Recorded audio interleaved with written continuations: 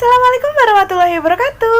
Pada video kali ini, kami kelompok 3 dari kelas D mata kuliah Anatomi Fisiologi Manusia akan sedikit berbagi mengenai apa yang sudah kami rangkum sebelumnya.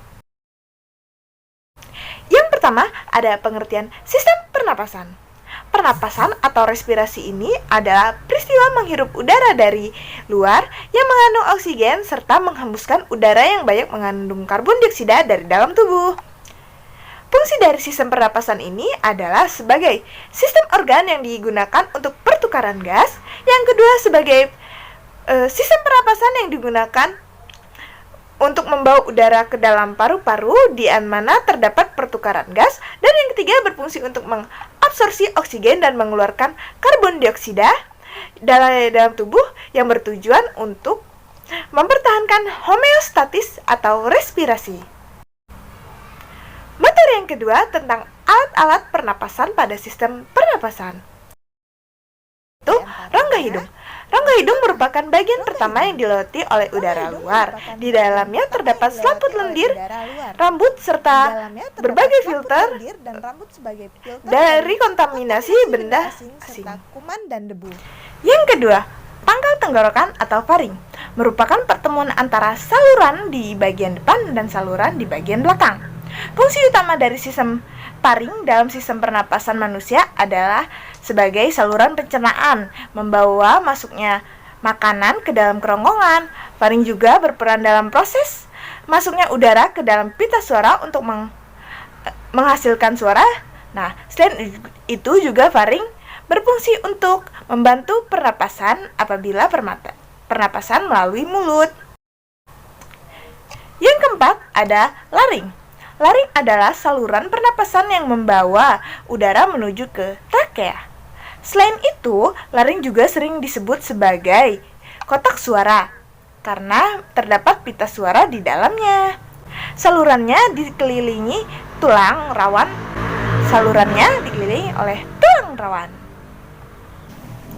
Selanjutnya ada trakea. Trakea merupakan tabung memanjang yang memiliki diameter antara 20 hingga 25 mm dan panjang sekitar 10 hingga 16 cm. Trakea tersusun dari 20 tulang rawan berbentuk cincin yang kuat tapi fleksibel. Dinding trakea tersusun dari cincin-cincin tulang rawan dan selaput lendir yang terdiri atas jaringan epitelium. Fungsi silia pada dinding trakea untuk menyaring benda-benda asing yang masuk ke dalam saluran pernapasan. Pada bagian bawah trakea terdapat cabang antara menjadi dua saluran sehingga bisa digambarkan sebagai huruf Y terbalik.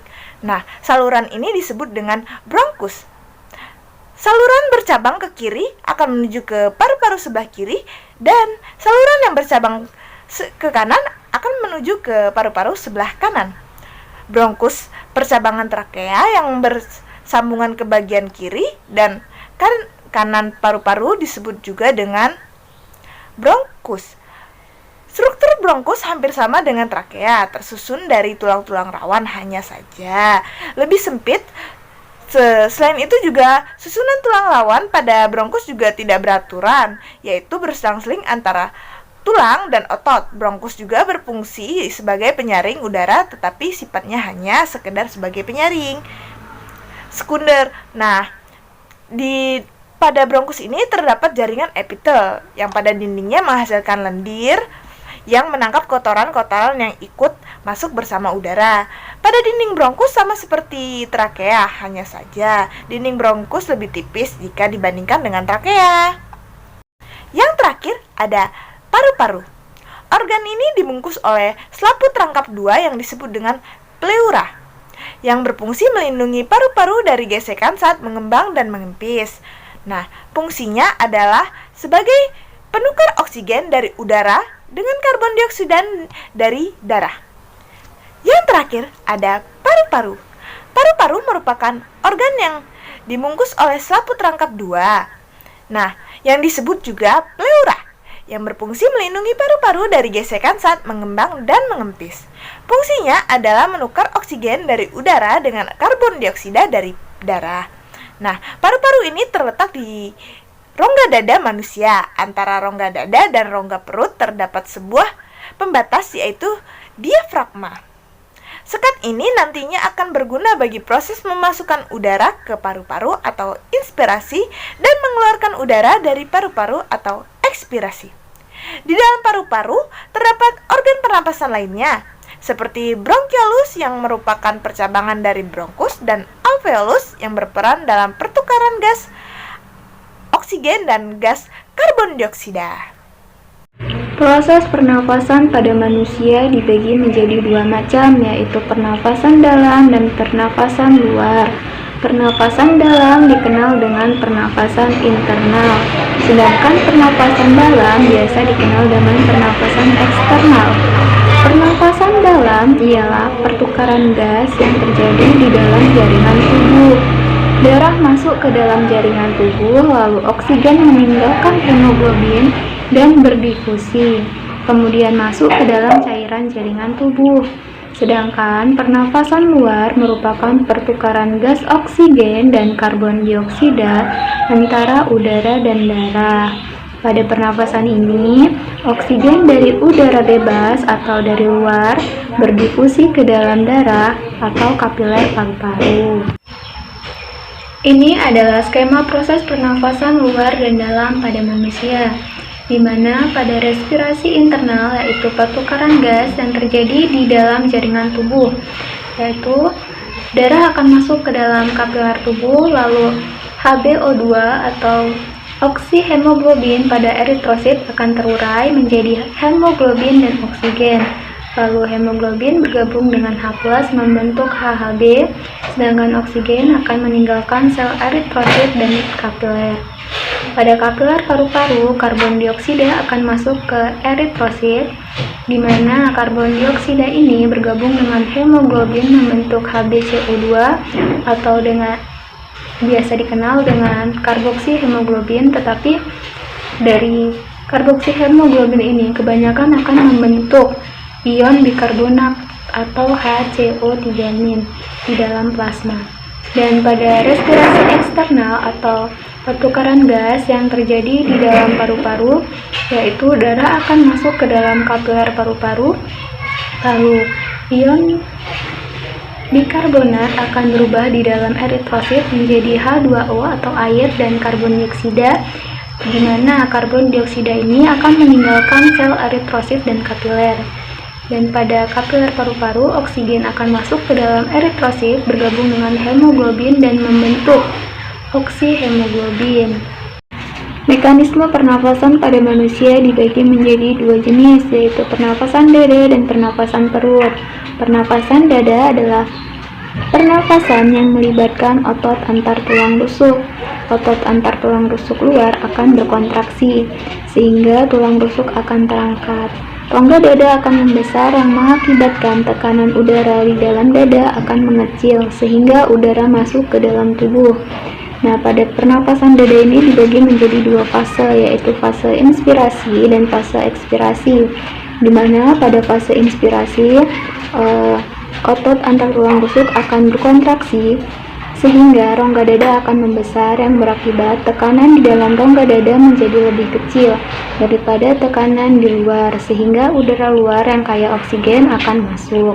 Sedangkan pada fase ekspirasi disebut juga sebagai fase relaksasi atau kembalinya otot tulang rusuk ke posisi semula yang diikuti oleh turunnya tulang rusuk, sehingga rongga dada akan menjadi kecil, sehingga berakibat tekanan di dalam rongga dada menjadi lebih besar daripada tekanan yang di luar, yang berakibat pada udara dalam rongga dada yang kaya karbon dioksida akan menuju keluar.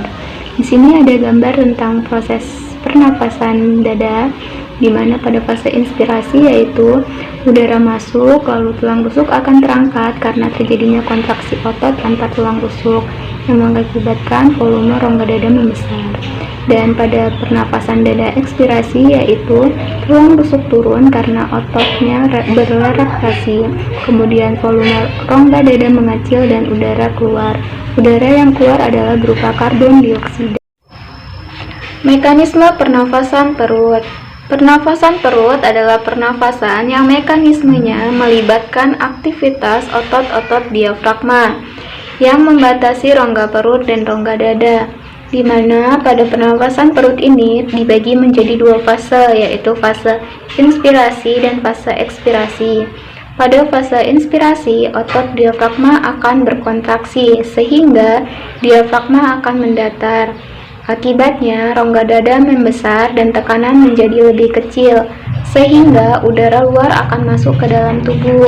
Sedangkan pada fase ekspirasi atau fase berelaksasinya otot diafragma, atau biasa dikenal dengan kembalinya ke posisi semula, yaitu di mana otot diafragma akan melengkung atau mengembang sehingga rongga dada akan mengecil dan tekanan menjadi lebih besar. Akibatnya udara akan keluar dari paru-paru. Assalamualaikum warahmatullahi wabarakatuh. Di sini saya akan melanjutkan presentasi dari rekan saya, Fadila Dinanti. Yang pertama tentang volume udara pernafasan, yang kedua frekuensi pernafasan, yang ketiga beberapa gangguan pada sistem pernafasan manusia. Pertama, volume udara pernafasan.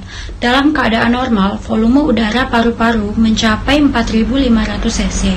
Kapasitas vital udara yang digunakan dalam proses bernafas mencapai 3.500 cc. Sedangkan 1.000 cc merupakan sisa udara yang tidak dapat digunakan tetapi senantiasa mengisi bagian paru-paru sebagai residu.